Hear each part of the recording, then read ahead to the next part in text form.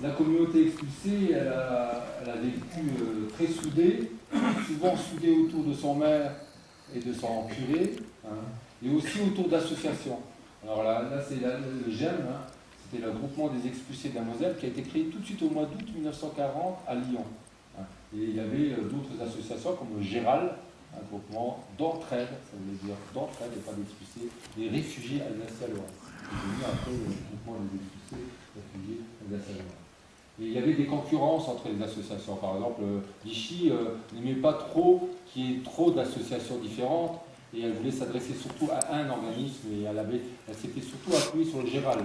Alors le problème, c'est que le GERAL ses dirigeants, c'était des Alsaciens et que proportionnellement à la population expulsée, ils étaient minoritaires. Donc il y a eu des guerres de rivalité, là. Même dans les journaux, il y a eu, je sais pas si jusque-là, d'autres choses. Les journaux aussi, il y a eu des journaux comme le Lorrain, le Trait d'Union Le Lorrain, qui a été fait par donc à Rion, dans le Puy-de-Dôme. Il y avait d'autres journaux, l'Écho des réfugiés. Donc il y a eu toute une vie comme ça qui s'est créée pour la communauté. Et on voit bien que c'est plutôt les expulsés, ils ont surtout, ça correspond à leurs racines, ils ont gardé l'espoir. L'espoir, ce n'est pas pour toujours. Hein, c'est qui est la langue. C'est un photographe. Voilà. Donc, aussi, hein, on va peut-être pas dire, c'est du reviendrement. Donc, c'est 11 novembre 1941. 11 novembre 1941, il fallait y croire. Voilà, je pense que ça a été, effectivement, ça a toujours été l'espoir des expulsés, ça a été de revenir sur des terres françaises, évidemment. C'est-à-dire qu'on espérait la défaite de l'Allemagne. Alors, j'ai juste mis ça, vous l'avez à Soumio, parce que c'est ce que je vous ai dit, c'est qu'à un moment, notre histoire la rejoint la grande histoire, c'est-à-dire qu'il y a eu des réfugiés, des expulsés de deux villages, Charly et Montois-Fleurville, dans la région Messine, qui sont retrouvés à Oradour-sur-Glane et qui ont fait partie des 642 victimes du 10 juin 1944. Donc il y en a eu 44 qui ont été tués, avec des situations assez dramatiques. Donc vous voyez bien, il y en a qui sont nés là-haut, hein. Des familles entières. Il y en a un qui a réchappé, c'est Roger Godefroy. Donc toute sa famille a été massacrée. Il était dans l'école lorraine, puisqu'il y avait des écoles lorraines, puisque nous on était école professionnelle. Hein, quand les Allemands sont arrivés, il se souvenait de la phrase de sa mère qui lui a dit: si les Allemands viennent, tu dois te sauver. Et il s'est sauvé. Ses sœurs ne l'ont pas su.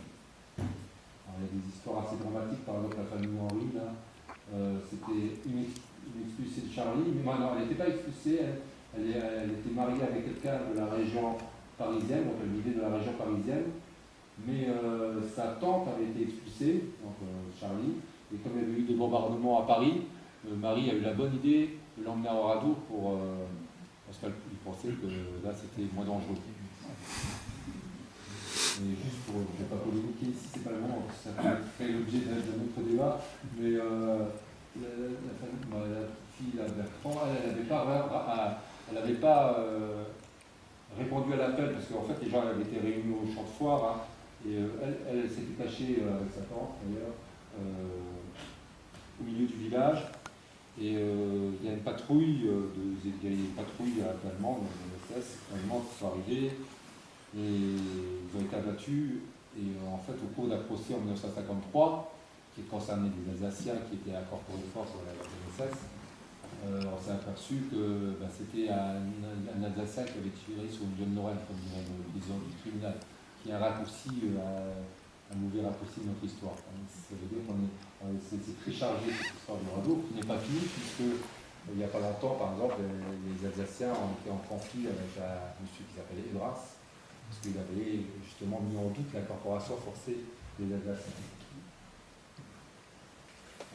Alors, je voudrais juste plutôt, moi, j'ai pas tellement insisté sur la vie là-haut, hein, parce que là, je peux encore un peu plus, mais je voudrais surtout reparler de ce qui s'est passé ici quand vous n'étiez plus là. mais surtout de ce qui est devenu, ce que sont devenus les biens, quoi. Tout ce qu'on vous a volé, quoi. Parce que c'est vraiment ça. Parce que, en fait, là, comme je l'ai dit, quand les Allemands vous ont expulsé ou ont expulsé, ils ont saisi les biens. Ils ont considéré que c'était des biens uniques. Et l'État a organisé en fait des ventes. Des ventes. Alors d'abord, ils ont distribué aux associations, notamment aux associations caritatives du parti. Et puis après, ce qui restait en fait était vendu. Ce qui veut dire qu'il y a des Mosellans qui ont acheté des biens d'expulsés. Alors, ce qui a posé aussi d'énormes problèmes en 1945. Alors, en dehors des pillages, parce qu'il y en a aussi qui ont été servis dans les maisons. Bon, alors après, là aussi, il y a tout il faudrait se remettre dans le contexte, quoi, parce qu'on ne savait pas si les expulsés allaient revenir. Puis finalement, c'était vendu, donc voilà. Mais ça a posé énormément de problèmes en 1945, parce que les gens, quand ils sont revenus, ils ont trouvé leur bien chez les voisins. Donc, ça a fait des scissions dans les villages. Alors voilà, par exemple, les ventes organisées à Boston. C'est une photo volée, ça. Je veux dire, c'est quelqu'un qui a fait ça. C'est un document exceptionnel parce que, bon, évidemment, il n'y a pas de photo officielle. C'est quelqu'un qui était caché derrière son volet et qui a fait cette photo. Et en plus, il a eu la bonne idée de faire son journal avec tous les noms. Je ne voulais pas. C'est pas le lieu, vous n'êtes pas de Boston. En plus, ça n'a aucun intérêt. Les Allemands avaient donc aussi saisi au lieu des. Il n'y avait pas que les biens meubles, il y avait aussi les terres. Et les terres, ils les avaient attribuées à un organisme qui s'appelait la Bausiedlung Weimar, donc c'était une coopérative, si vous voulez, à Grève, qui était gérée par la SS, Bodehan, qui est la SS noire. Là, on voit que c'est la SS noire avant, qui était chargée des terres expulsées. Et donc, c'était eux qui se chargeaient de l'exploitation des terres. Pas forcément eux qui exploitaient, mais c'est eux qui étaient chargés de l'exploitation des terres. D'ailleurs, il existe, s'il y a des collectionneurs, il existe des bidons de lait. On en a un à Sconomont, il y a écrit Bausiedlung Weimar. Donc il y avait vraiment une coopérative qui fonctionnait. Alors, il y a eu même des fermes qu'on appelle des fermes héréditaires qui ont été. Il n'y en a pas eu tant que ça, mais il y en a eu un joli cours.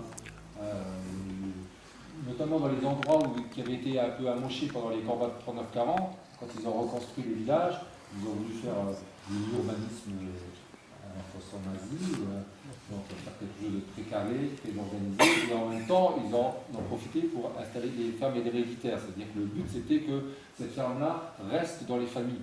On garde les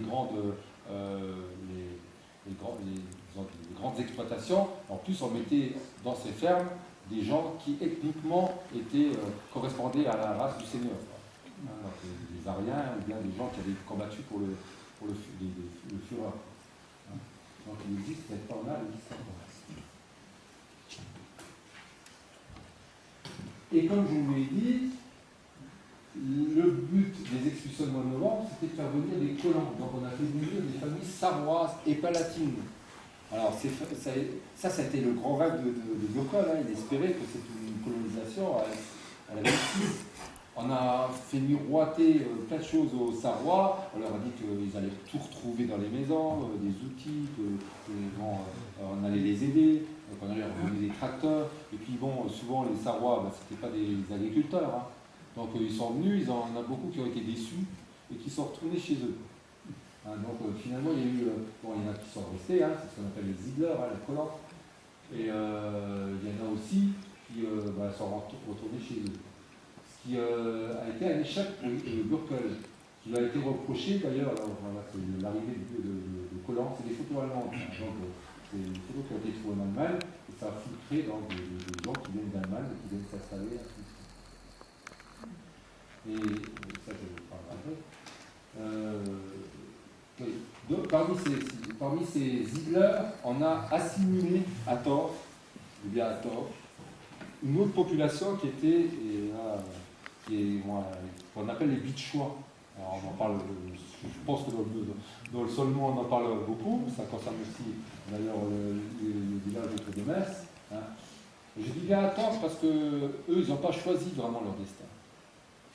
Alors les Bitchois, ce sont des évacués de 1939, de septembre 1939, qui sont revenus donc pendant l'été 1940 et qu'on a fait venir donc d'abord à Sarrebourg. Ils ne sont pas passés par Metz, en tout cas à Sarrebourg. On les a fait descendre du train à Sarrebourg. On les a installés d'abord initialement dans les villages de l'arrondissement de Sarrebourg. Et les militaires allemands avaient décidé d'agrandir le terrain de manœuvre de Bitche. Et pour l'agrandir, ils avaient décidé de sacrifier 18 villages. Donc, voilà les 18 villages, hein. Voilà le camp initial. Et ces villages-là, tous ces terrains-là, ça a été le terrain de manœuvre à partir de fin 40. Donc, ces gens qui se sont retrouvés ici, on ne les a pas laissés rentrer. Il y en a qui ont été voir, hein. Il y en a qui sont même morts sur des mines parce que c'était dangereux. Hein. Il y en a qui sont même installés, mais ceux qui se sont installés, on les a chassés. Et là, pour les Allemands, c'était des gens quand même qui étaient... là, ils n'étaient pas francophones. Hein. La plupart du temps, ils étaient dialectophones. Donc on n'allait pas les expulser en France. Alors on a profité qu'ils soient là, hein, et comme on leur a interdit de rentrer chez eux, et que comme là, il y avait des fermes vides, on les a installés sur des fermes d'expulsés. Mais ils n'ont pas choisi. C'est ça il faut comprendre ça, ils n'ont pas choisi. Mais ça a posé aussi un énorme problème en 1945. Parce que quand les expulsés, les Ziegler allemands, eux, ils étaient partis en 1945, ils étaient rentrés au pays. Mais les Bitchois, eux, leur pays, c'était ici, en Moselle. Et en plus, ils ne pouvaient pas rentrer chez eux parce qu'il y avait des combats, parce que leurs maisons ont été détruites, pas tellement par les manœuvres des Allemands, mais par les chars américains et les bombardements américains. Hein. Et ils n'ont pas pu rentrer. Et quand les expulsés sont rentrés, en 1945, ils ont vu d'autres Mosellans dans leur maison. Et il y a eu